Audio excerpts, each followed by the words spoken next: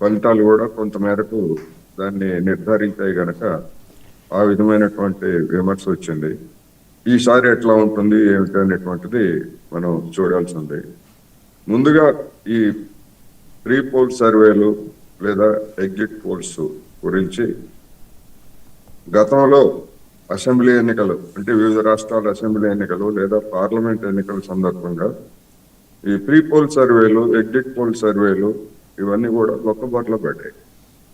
ఎందుకంటే మన దేశంలో ఆ విధమైనటువంటి శాస్త్రీయంగా నిర్వహించేటువంటి ఇది లేదు పశ్చిమ దేశాలతో పోలిస్తే. ముఖ్యంగా మొన్న మనం చూసాం న్యూయార్క్ లో సోషలిస్టు మమ్దానికి 50% ఓట్లు పైగా వస్తాయని చెప్తే 50.4% ఓట్లు అంటే ఎగ్జాక్ట్ గా వచ్చినటువంటిది చూసాం.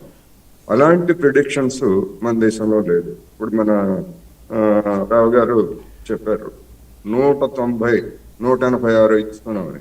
కానీ మరికొన్ని సంస్థలు అంతకంటే చాలా తక్కువ ఫిగర్ ఇచ్చాయి. అంటే వీటికి ఉన్నటువంటి ప్రాతిపదిక ఏమిటనేటువంటిది ప్రశ్న. వాళ్ళని నేనేం తప్పు పట్టట్లేదు, వాళ్ళ ఇష్టం, అది ఏమైనా చెప్పుకోవచ్చు, ఏమైనా రాసుకోవచ్చు. కానీ 5% లేకపోతే 2% ఎర్రరు అటు ఇటు ఉండాలి తప్ప ఎంత మేజర్ గా ఉన్నట్లయితే అంటే ఏదో ఒక సర్వే తప్పని దాని అర్థం. సరే, ఏమొస్తుంది ఏంటనేటువంటిది మనం చూద్దాం. ఇప్పుడు సీమాంచలని లేకపోతే ఇంకోటని ఎందుకని సీమాంచల్ ఎందుకని వివాదాస్పదమైంది? సీమాంచల్లో మొత్తం అంతా విదేశాలకు చెందినటువంటి వాళ్ళు వచ్చి ఓటర్లని అక్కడ చేర్చారని, అదే కదా ప్రధానమైనటువంటిది.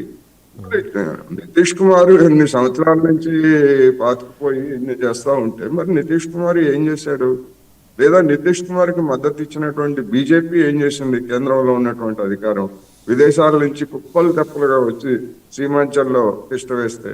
అందుకని ఇటువంటివన్నీ కూడా కొన్ని సమాధానం లేనటువంటి ప్రశ్నలు ఉన్నాయి. రెండవది, బీహార్ మొత్తం అంతా అభివృద్ధి చెందింది, రోడ్లు బాగున్నాయి, అవి బాగున్నాయి, ఇవి బాగున్నాయి అని చెప్తున్నారు. మీకు బాగుంటే బాగుండొచ్చు, కానీ అదే కేంద్ర ప్రభుత్వము అదే మానవాభివృద్ధి సూచికల్లో ఎక్కడుంది? 27th ప్లేస్ లో ఉందండి. మీరు అడిగిన దానికి 28 నెంబర్స్ ఉంటే 27th ప్లేస్ లో బీహార్ ఉంది. ఎన్ని సంవత్సరాల తర్వాత సమర్థుడైన నితీష్ కుమార్ పాలన ఎన్ని సంవత్సరాల తర్వాత అయింది? మరి దీన్ని ఎట్లా చూడాలి? అంటే జనం అభివృద్ధిని పట్టించుకోవట్లేదు, మాకు రోడ్డు ఉంటే చాలు, మేము వలస పోవడానికి, ఆ రోడ్డు మీద గుర్రమంటూ మేము పోవడానికి అని చెప్పేసి జనం భావిస్తున్నట్టు మనం అనుకోవాలి. అంతే కదా? చూసాం మనం వలస కార్మికులు అంటే బీహారు, ఉత్తరప్రదేశ్, లేకపోతే ఛత్తీస్గఢ్, ఇట్లాంటి ఒరిస్సా, ఇవి. మరి వాళ్ళందరూ అంత సంతృప్తిగా ఉన్నప్పుడు, నిజంగానే సంతృప్తిగా ఉన్నారనుకోండి, ఎన్నుకోనివ్వండి, ఎవరినైనా ఎన్నుకోనివ్వండి. ఎవరిని ఎన్నుకుంటే మనకే పోయింది. సార్, రిగార్డింగ్ సిపిఐ ఎంఎల్, ఎందుకంటే మనం అన్ని రాష్ట్రాల్లో అదృశ్యమైపోయి మరుగుజ్జులా మారిపోయిన ఆ పార్టీ బీహార్లో మాత్రం it has been performing well. Last ఎలక్షన్స్లో కూడా బాగా చేసింది. ఈసారి వాళ్ళ పరిస్థితి మహాగఠబంధన్లో దూరటం వల్ల వాళ్ళకి ఏమన్నా వాళ్ళు డౌన్ సైజ్ అయ్యే సూచన ఏమైనా కనిపిస్తుందా అక్కడ? బీహార్లో గతంలో ఉన్నటువంటి కుల సమీకరణలు అవి ఇప్పటికీ ఎంతో కొంత పనిచేస్తున్నాయి. లేవని పూర్తిగా పోయినాయి నేను అన్న కానీ గతంలో మాదిరైతే లేదు. ఎందుకంటే మన రాయలసీమలో ఏ విధమైనటువంటి చేంజెస్ వచ్చాయో బీహార్ వెనుకబడినటువంటి ప్రాంతం అయినప్పటికీ అక్కడ కూడా సామాజిక పరంగా అనేకమైనటువంటి చేంజెస్ వచ్చాయి. సిపిఎంఎల్ కొన్ని ప్రాంతాల్లో కులపరమైనటువంటి సమీకరణల్లో భాగంగా అది కొన్ని ప్రాంతాల్లో పట్టు సంపాదించుకుంది తప్ప సైద్ధాంతిక పరమైనటువంటి అంశంతో కాదది.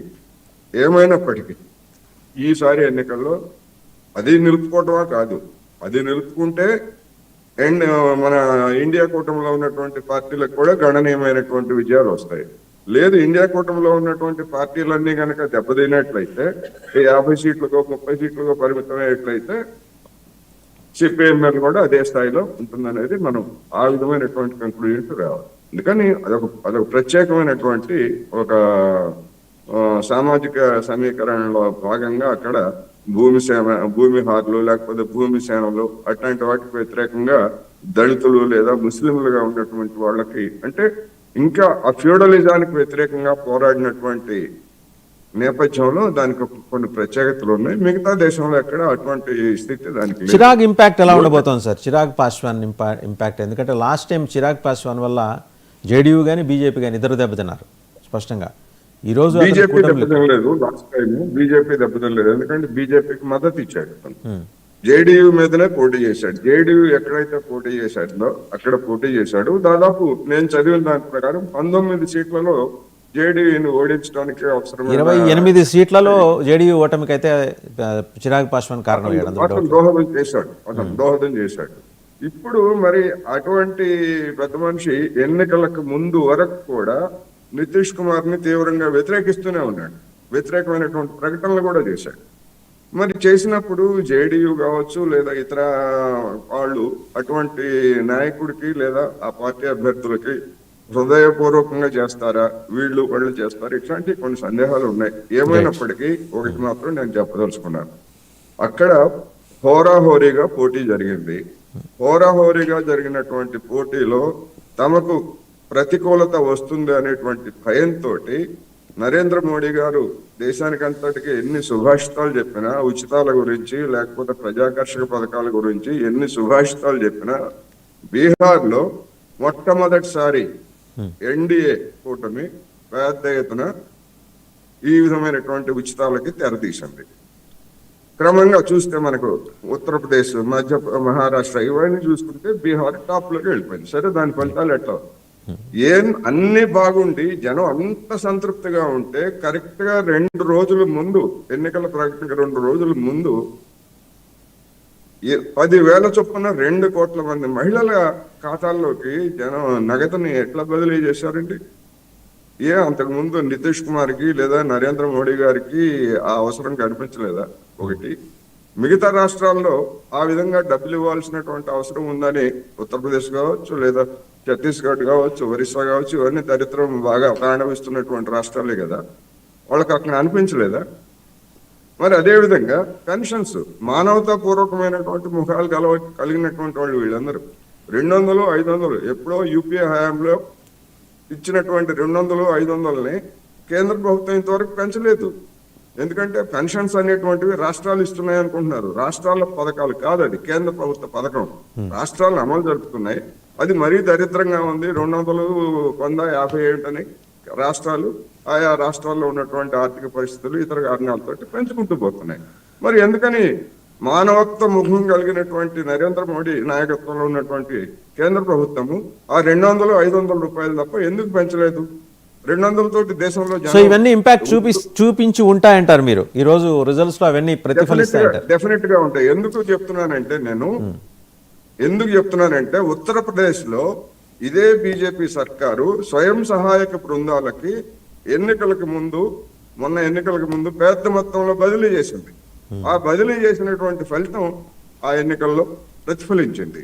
సేమ్ టాక్టిక్స్ ని ఇక్కడ నితీష్ కుమార్, ఎన్డీఏ, బీజేపీ అదే దాన్ని ప్లే చేసింది. రైట్ సార్, మళ్ళీ మీ దగ్గరకు వస్తాను కోటేశ్వరరావు గారు. ఇట్లాంటివన్నీ ఉన్నాయి కారణంగా.